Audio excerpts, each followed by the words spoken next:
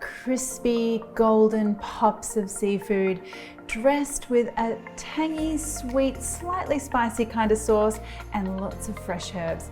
These are my Thai style prawn and fish cakes.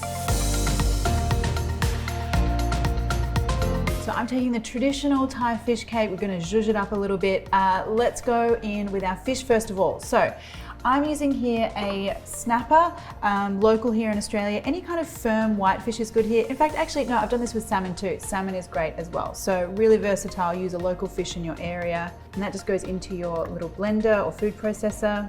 And now pulse that fish until you get kind of like it's not really like a light mousse, it's more kind of like a heavy, I guess, puree or paste. Now just scoop that out into a bowl. And now for the prawns. So you could pop these into the food processor as well, but what I actually like is to hand mince them, because then you get a really kind of chunky texture to your fish cake, which makes them seem more homemade, and then you get these like pops of sweet prawn, and you know, it's just better. Now the next ingredient is pretty key in my opinion. You don't have a classic Thai fish cake flavor unless you've got magrut leaves or magrut lime leaves. So that's these guys here. They have such a beautiful, like really light, fresh lime flavor. If you can't get a hold of these in your area, try using some lime zest in here, finely grated. That should do like a pretty good job of the same kind of, you know, essence, if you like. You do want to take the stems out. If you do happen to be able to get a hold of these at your Asian grocer though, buy a whole bunch because they freeze really well. Just keep them indefinitely in the freezer and then you've always got them to hand. Okay, now to slice them up, just kind of roll them into a little cigar shape. And they're quite fibrous, so whenever you're using these, make sure you're either slicing them really thin or really dicing them into very small confetti-like pieces. Now also, to me, you can't have a Thai fish cake without the spice. So Thai red curry paste is what you want here. And the great thing about the curry paste is that you're also getting your added bits and pieces in here. Lemongrass, garlic, shallots, all those lovely flavors. Now in with our seasonings, we want some salt, a really good decent amount of salt here, and some fish sauce as well. And then here's a little sort of secret ingredient, I guess, a little dash of sugar that's going to help to promote some of that lovely sort of caramelization, golden color in the pan, and also just kind of help that sweetness from the fish and the prawn really pop. And then the only binder we're going to use here is a little bit of egg white. Now at this point, your spoon pretty much becomes obsolete because what you need to do is get in here with your hands. Now, every good recipe or Thai or Asian recipe comes with some, you know, Asian mum folklore. This one is no exception. So this squelching and kneading with your hands is ultra important. Now I've had this drummed into me from when I was very little because fish cakes was one of my mum's favorite things to make for parties.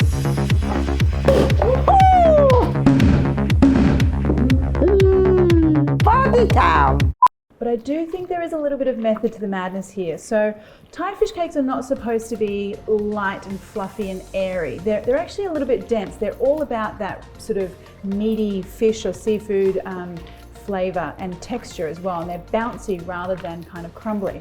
So it's this kind of working the mixture that, you know, probably expels as much air as possible, kind of works the proteins, makes it a little heavier, and gets everything a little sticky. And you'll see the texture start to change as you're mixing it with your fingers. And then one final little bit of Asian mum folklore is that you must lift up your entire bit of fish cake mixture and slap it against the bowl multiple times. Slap it really hard, like you're really, you know, having a bad day.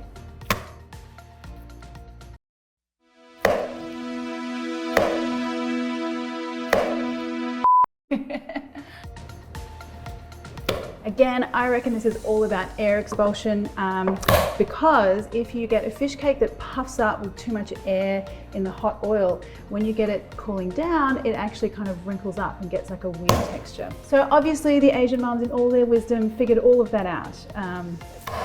And that's why we have to do the process. All right, so that's looking pretty good to me. So we've got our fish cake mixture all sorted out. Now, if you're doing this for a party, you could do this the day before or the morning of so that you're not doing everything at the last minute. The other thing we want to get going ahead of time is our tangy spicy dressing. So you could just do a sweet chili with this if you wanted to keep it simple, but I kind of like this one because it's lighter and fresher than your regular sweet chili.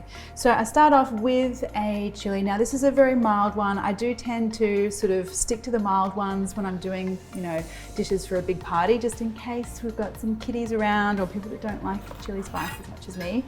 But I just want to chop this really nice and fine. And to that, you want some fish sauce, some sugar, some white vinegar, and some lime juice. And just give that a really good whisk.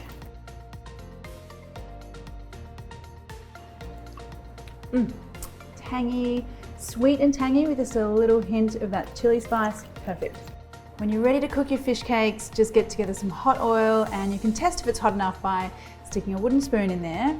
And when you can see a nice furious little bubbling there, you know that oil is good to go. Now when it comes to shaping these guys, look, you could go any which way you want. You could do the traditional, like quite sort of small, flat kind of Thai fish cake shape. I like to do like the street food style version of this, where you usually get like a little bag with cucumber and your fish cakes in there, and they're more like sort of small, mini, misshapen kind of little bites, if you like.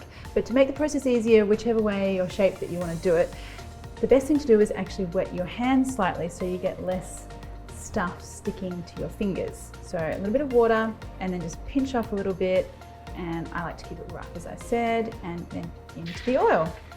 The other reason I like these kind of misshapen little pops is that when we go to drizzle that dressing in there, there's lots of little pockets for the dressing to get trapped in that little seafood fish cake.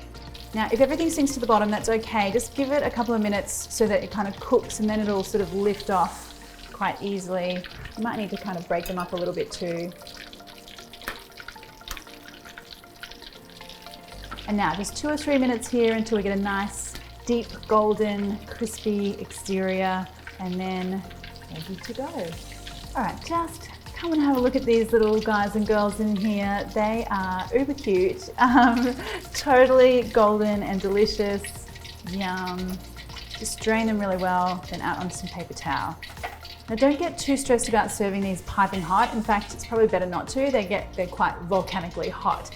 So what I like to do is just, continue cooking out the batch, and then I'll just even keep them on the bench top, for up to half an hour before everyone sort of comes. And if they're just sort of lukewarm, that's totally cool, and probably a little better because you don't want people burning themselves. Now the way I like to serve these has a very specific purpose, and that is so that you don't have to put down your drink when you go to eat one of these.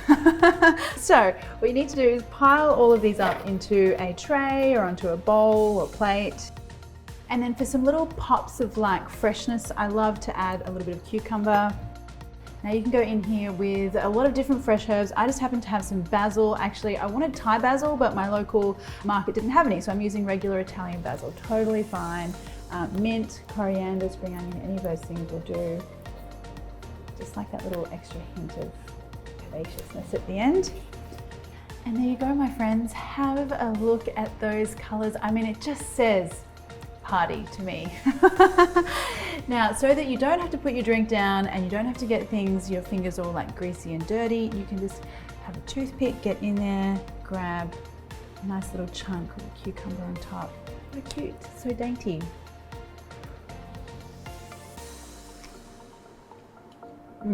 That flavor, like you get hit with that tanginess and then that beautiful kind of double layer of just mild spice, the curry paste through the middle and the chili, and then the fragrance from all the herbs, the lime leaves and the basil, everything. That is just such a perfect little mouthful.